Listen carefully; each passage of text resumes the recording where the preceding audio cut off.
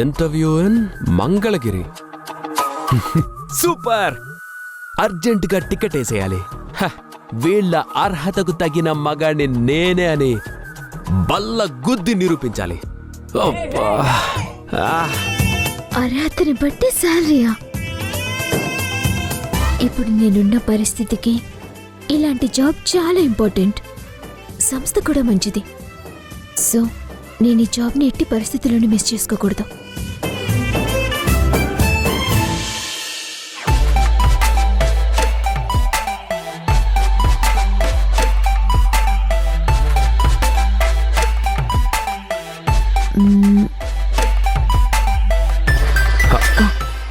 Done. My dear job, నీకోసం ఎవ్వరొచ్చినా ఆపేది నేనే. ఆ జాబ్ నాకే.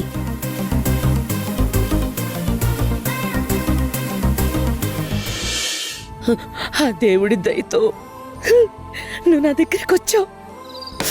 భగవంతుడా, ఏ ఆటంకాలు లేకుండా నాకు ఆ జాబ్ వచ్చేలా చూడు స్వామి.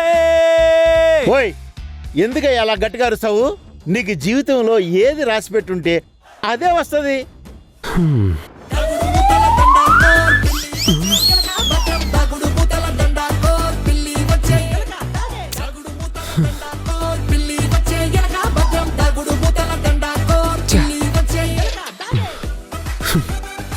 ఏంటి స్వామి ఈ టార్చర్? నాకు ఆటంకాలు రానివ్వద్దు అంటే యమగండాన్నే పంపిస్తున్నావు.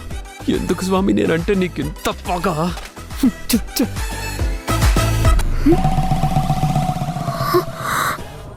నువ్వా? నేనే. నువ్వేంటిక్కడ? నువ్వేంటిక్కడ?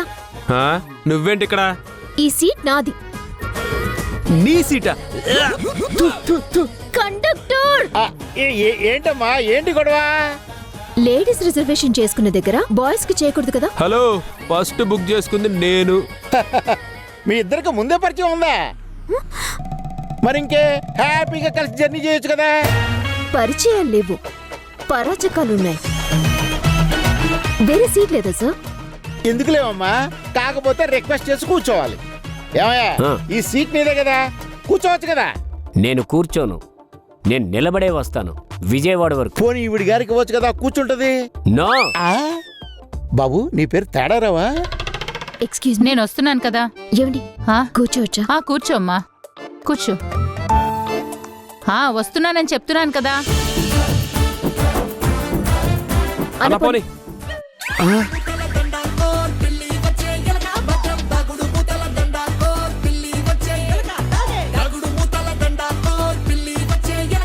ముందు నేనెక్కాను. అంత సీన్ లేదమ్మా, ముందు నేనే ఎక్కాను. ఇద్దరు ఒకేసారి ఎక్కారు గానీ ముందు ఎక్కడికి వెళ్ళాలో చెప్పండి. గాయత్రి ఇన్స్టిట్యూట్.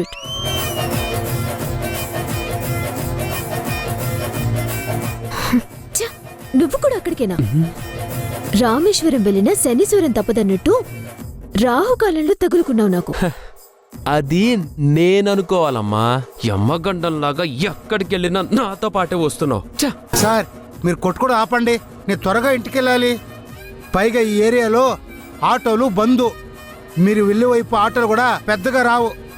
నా ఇల్లు కూడా అటువైపే కాబట్టి దింపేసి వెళ్తా, సరేనా? అన్నా, తను రాడు. నువ్వు దిగేసి. నేనెందుకు దిగాలి? నేను దిగు. నువ్వే దిగు. నువ్వు దిగు. నువ్వు దిగు. ఆగండి ఆగండి ఆగండి, ముగ్గురు కలిసి ముచ్చటగా వెళ్దాం. సర్లే పోనీ. సరే సరే, స్టార్ట్ చేద్దాం.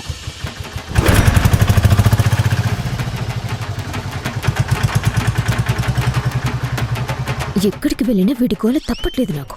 నాది కూడా సేమ్ ఫీలింగ్. అసలు నువ్వెందుకు వస్తున్నావు ఇంటర్వ్యూకి? ఈ ఇంటర్వ్యూ నీకోసం మాత్రమే పేపర్లో వేశారా? సార్, మీరిద్దరు లవర్సా? మీరు బస్సులో వచ్చేటప్పుడు గొడవ పడ్డారు కదా.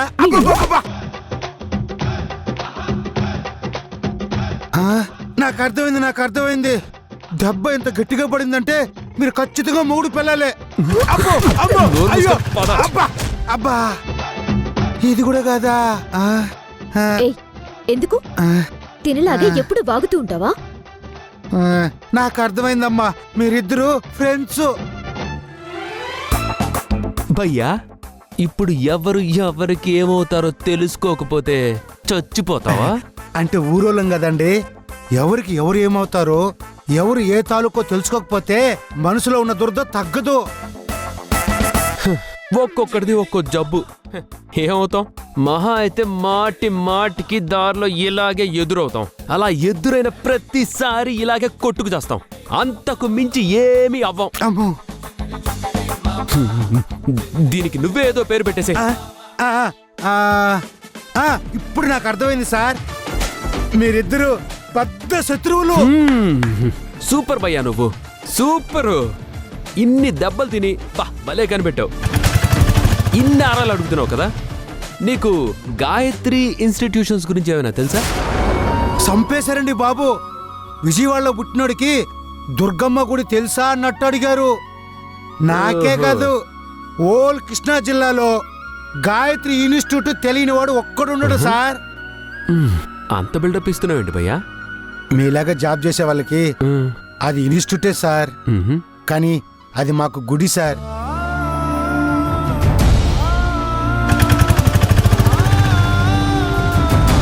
ఈరోజు మేము ఇలా ఉన్నా మా పిల్లలు అంత కాన్వెంట్ స్కూల్లో చదువుతున్నారంటే అంతా ఆ దంపతుల వల్లే. నా కూతురు ఎక్కడున్నా నా దగ్గరికి వచ్చేలా చెయ్యి స్వామి.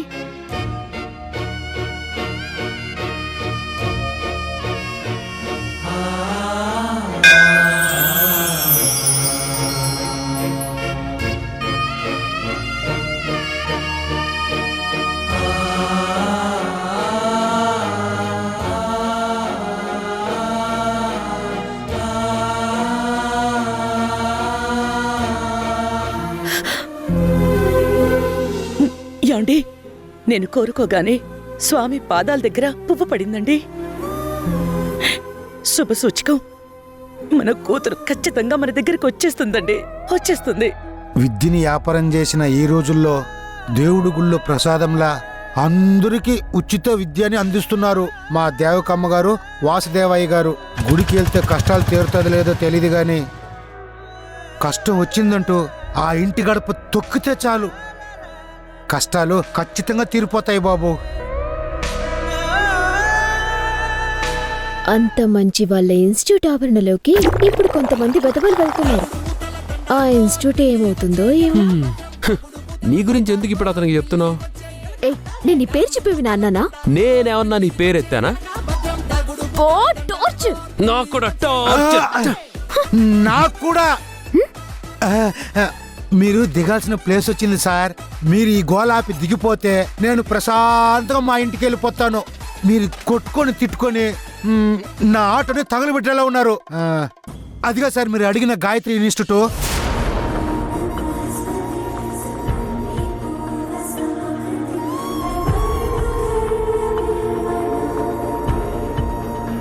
మన నమ్మకమే మన సంతోషం దేవకి.